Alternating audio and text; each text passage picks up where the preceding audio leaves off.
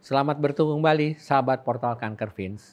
Kali ini kita akan membicarakan tentang pengobatan radioterapi pada kanker serviks atau kanker leher rahim bersama ahli radioterapi terkemuka di Indonesia.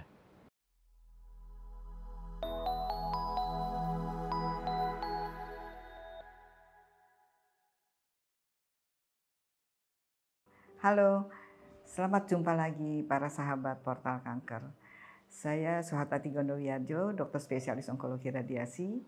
Saya adalah koordinator pelayanan kanker terpadu di Rumah Sakit Cipto Mangunkusumo dan juga saat ini menjabat sebagai Ketua Perhimpunan Onkologi Radiasi Indonesia.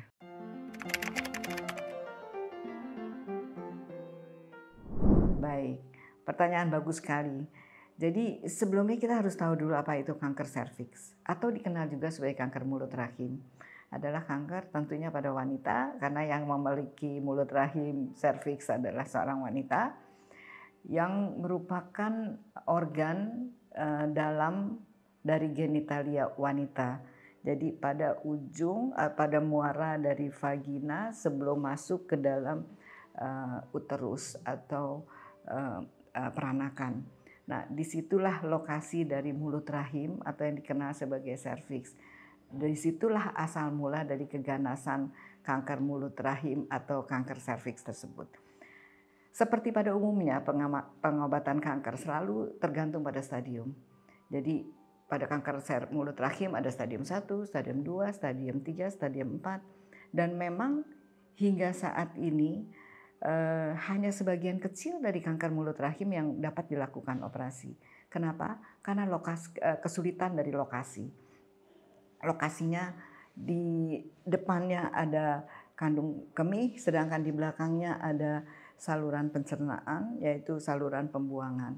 Sehingga dengan keadaan tersebut, maka tindakan operasi hanya bisa dilakukan pada stadium 1 atau stadium 2 yang dini. Sedangkan sisanya, maka treatment of choice atau terapi terpilihnya adalah radiasi.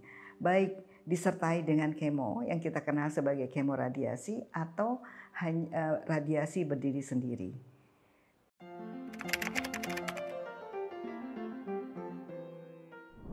Radioterapi dapat diberikan pada sebagian dari stadium 2 dan selanjutnya 3 dan 4 bersamaan dengan kemoterapi yang kita kenal sebagai kemoradiasi. Akan tetapi pada stadium awal, misalnya stadium 1 atau 2 awal, di mana tindakan operasi dilakukan, ternyata dari hasil tindakan operasi tersebut ada hal-hal yang menyebabkan harus dilakukan radiasi tambahan.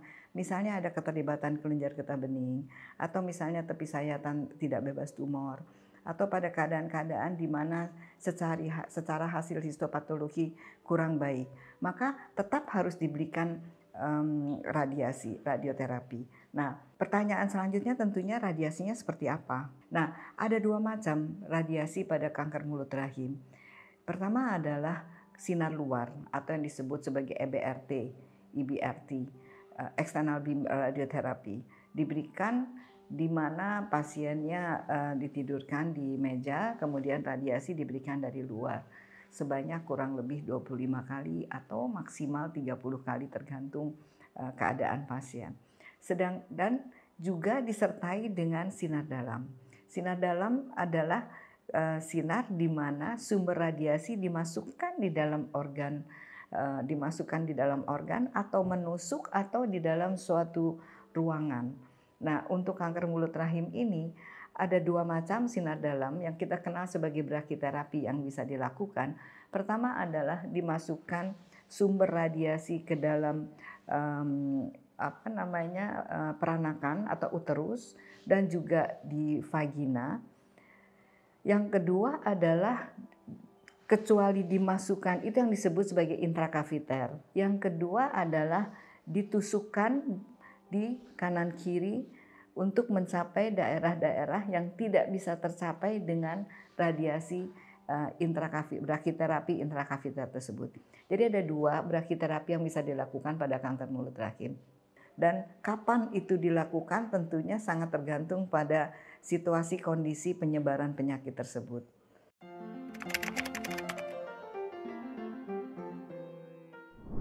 seperti kebanyakan efek samping pada radiasi atau terapi radiasi, maka efek samping tersebut bersifat lokal. Jadi benar-benar hanya pada daerah mana radiasi tersebut diberikan. Karena kita memberikan radiasi pada daerah panggul atau kita sebut sebagai pelvis, maka efek samping yang akan terjadi juga seperti biasa ada efek samping akut atau efek samping lanjut.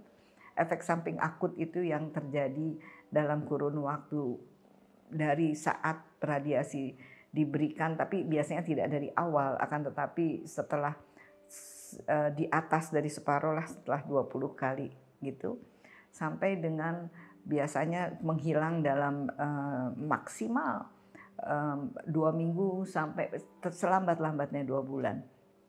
Itu kita kenal sebagai efek samping akut. Biasanya maksimal 2 minggu lah hilang efek samping akut tersebut.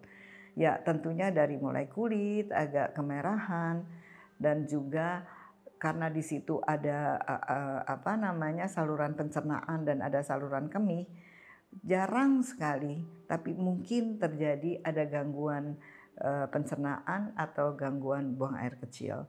Jadi agak nyeri atau ada sedikit diare.